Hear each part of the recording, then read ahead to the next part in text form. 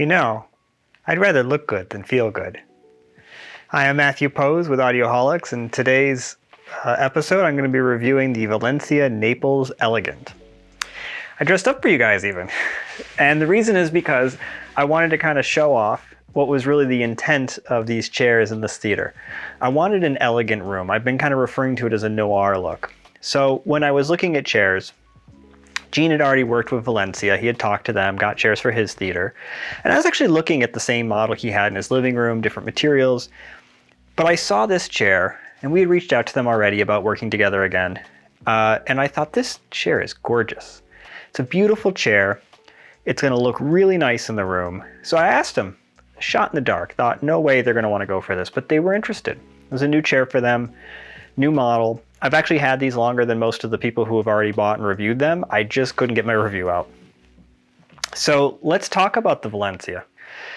So the Valencia Naples is designed to be, they kind of refer to as an audiophile's chair, a very elegant chair that has a bunch of important features. So we'll go through the basics. It's got what they refer to as Parisian black velvet with French vanilla velour piping. So, you know, typical soft cotton-like fabric velvet material that's used for the seat cushions. The piping is the same kind of material, just in a off-white color. The armrests are hand-applied black lacquer, which I think, you know, goes pretty well with this suit. And then they're fully motorized. They do not have separate switches for the back and the leg part. They all work together like typical chairs. So price-wise, these things are often on sale for under 3,000, like 2,200, 2,400, something like that. And that puts them in a higher price tier and a higher quality tier than regular Valencia chairs. So for the price point, I think that the chairs are actually very well made. They are a good quality chair. The black lacquers, as I said, it's beautiful. It's nicely applied. It looks really good. It looks like proper black lacquer as you'd expect. The velvet's a good material. Cushions are nice. They're a good high density foam, but very comfortable. You know, I opened the video with a line from Saturday Night Live where Steve Martin talks about he would rather look good than feel good. So you got to ask yourself, does this chair have a form follows function kind of approach, or is this chair more of a form over function? And I think that there's a little bit of both. So in the form follows function, there's no headrest. Now there's a reason for that. Besides the fact that it gives it an elegant look, it looks more like a chair than a typical home theater chair. It also means that there's nothing blocking sound. So with typical home theater chairs, you've got a nice, big, fluffy, comfortable headrest to lay your head against that's now keenly in the way of all your surround speakers and providing an unpleasant reflective surface right behind your ears for the front speakers. So from an audio standpoint, headrest not the best thing in the world. This one doesn't have one, no issue, good sound. Now on the other hand, you don't have that comfort. So for those of you who like to just lounge out, you relax, you put the seats out like this, what you'll see is, as I go back like this,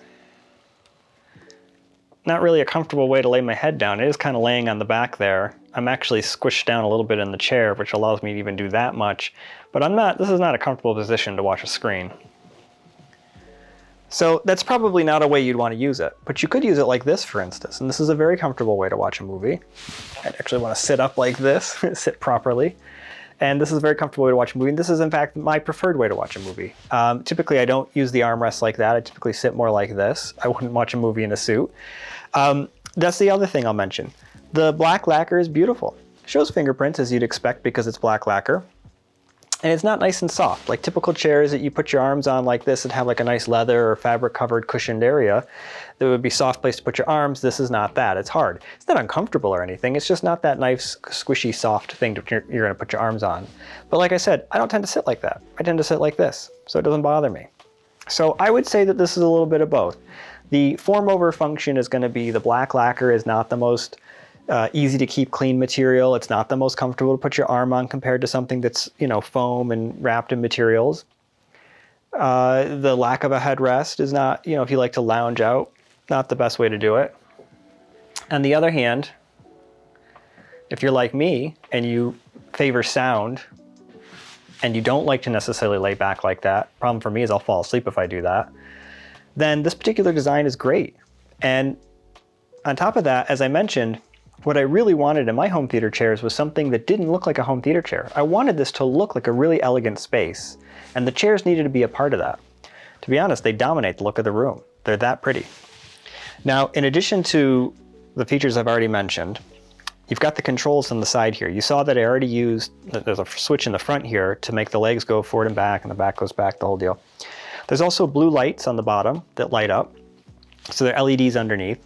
It's a looks thing. It's not something that's going to be useful if you're watching movies because it's going to shine blue lights on your screen. Who wants that? It's got a USB charging port. I love that. I actually used to run USB charging ports into chairs before that became a thing because I always was finding myself using my phone as like a remote or to stream music or something like that. And being able to have this charging port here means I can plug right in. I don't need to run anything. There's another switch behind that, and that's for lumbar support. It's like an inflatable one. It goes in and out. I really like it. It's a nice extra feature. Allows me to kind of maximize comfort for myself. So overall, I really like the design of this chair, and it meets my needs really well. Now, in addition to those features, there are some things that I wish it had it doesn't. So the cup holders are only about 1 inch deep. They're really elegant looking, and they work well for what they're trying to do. If they're not as deep as normal ones, and so they're not going to support a cup like a normal cup holder would. It would be nice if they were a little deeper. That's probably not possible. It would require a special way of building up the materials here. But more importantly, there's nothing in the bottom of it. It doesn't come with any sort of a fitted coaster. Black lacquer, if you put a wet cup on it, especially like an ice cup on it, and you keep doing that over and over again, it's going to leave a ring. That ring is going to cause a white material kind of buildup on it that actually ruins the lacquer. You won't be able to get it out without buffing it. And so I would definitely recommend, and I even have some that I've come up with, putting coasters in there. It's going to be necessary to keep these nice. And, you know, Valencia, if you're listening, you might want to consider including a coaster of some kind with it. I think that would be a good idea. It doesn't have an accessory port. I do think an accessory port would potentially ruin the elegant look of the chairs. On the other hand, it'd be nice to have an accessory port. You could have like a table that slides over. They make some that hold wine glasses or cigar ashtrays. They make them so that they hold tablets, things like that. All of that I could see being useful. Maybe not the cigar and wine, but the rest of it I could find useful. So those are some features that I think are missing. For those of you who really want a headrest, there's other chairs that Valencia make that are a better option for that. There are some companies that offer chairs where the headrest goes down and then pops up. This doesn't have that. I've actually seen a version based on a similar platform to this chair that had a headrest that popped up and down. And I will say, besides the fact that I'm sure it adds cost, it's not as elegant looking. It doesn't have that sleek minimalist look. I think you guys have seen in other videos I've done of my house that I tend to have a very minimalist house. My aesthetic is very minimalist. And so I wanted to maintain that. So again, this chair speaks to me. And I don't think that this is a needs to look good then feel good type situation. I really think it's a bit of both. But for some of you, your desires for comfort may be different than mine. And this may not be the chair for you. So, do I recommend it? Absolutely. Do I think it's a good value? Yeah, it's an expensive chair compared to the typical Valencia products and a lot of the other inexpensive chairs that you might see from companies like Seatcraft.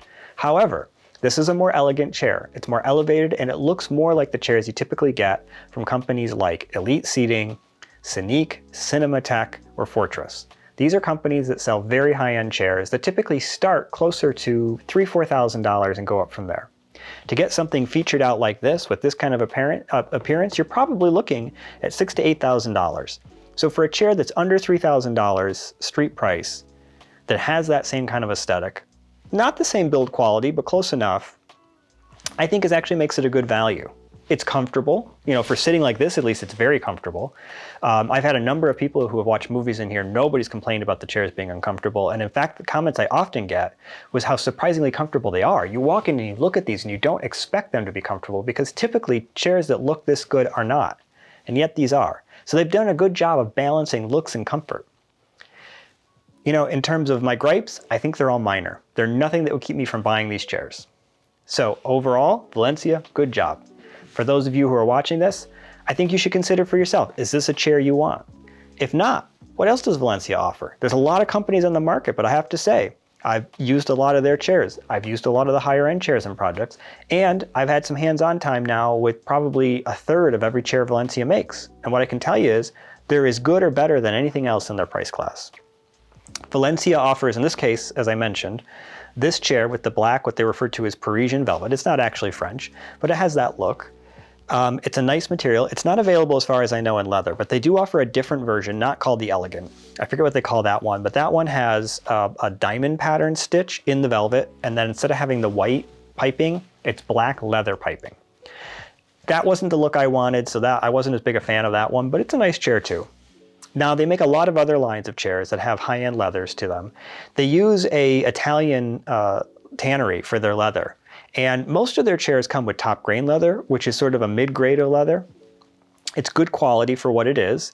It's got a protective coating to it. It's grain corrected, things like that. But it's soft, comfortable, durable. And then if you want better yet, they offer a couple of models in a, what do they refer to it as? It's not top grain anymore, it's full grain, there we go. And full grain leather is basically, there may be a little bit of buffing. I think a small amount is allowable in full grain, but it is the natural grain of the leather. It doesn't have the same kind of protective top coat on it. And that leather is higher quality and more expensive, so those chairs cost more money. But that leather is about as good as it gets. It is a very high grade. And that Italian tannery is actually used in a lot of designer companies. So a lot of like fancy handbags, for instance, that you would buy from, well, I'm wearing Prada shoes, so Prada, would probably have their leather supplied by that particular company. So thanks for watching, and until next time, keep listening.